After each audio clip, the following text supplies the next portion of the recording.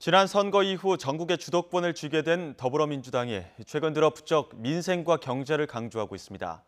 당장 먹고 사는 문제에 소홀히 할 경우 선거 압승이라는 큰 성과도 손쉽게 무너질 수 있다는 우려 때문입니다.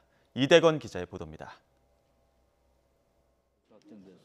시도지사 14자리와 재보선 11곳 싹쓸이, 정당 지지도 50% 이상이라는 압도적 승리를 거둔 민주당.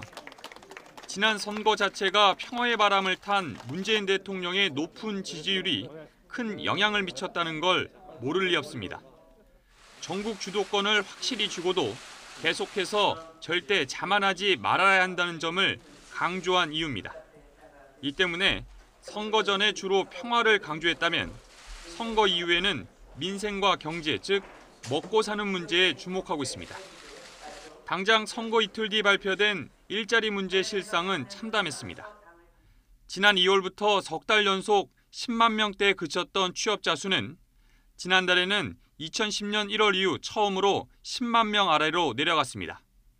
통계청 자료를 보더라도 지난달 40대 취업자 수는 31개월 연속, 30대 취업자 수는 8개월 연속 감소세를 이어갈 정도로 심각한 수준입니다.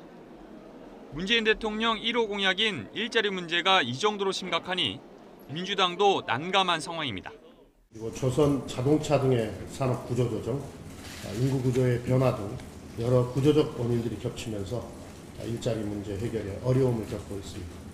더불어민주당은 현 상황의 심각성을 잘 알고 있고 정책 마련도 중요하지만 정책 실행 시기도 무시할 수 없습니다.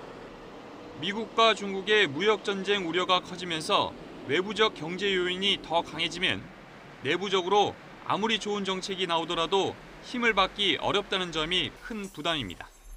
지난 선거에서 야당이 평화 이슈를 인정하고 경제 문제를 집중적으로 파고들었다면 처참한 패배는 어느 정도 피했을 것이라는 시각도 있습니다. 반대로 민주당 입장에서는 경제 문제가 부각되면 높은 지지율은 언제든지 떨어질 수도 있다는 의미이기도 합니다. YTN 이대원입니다.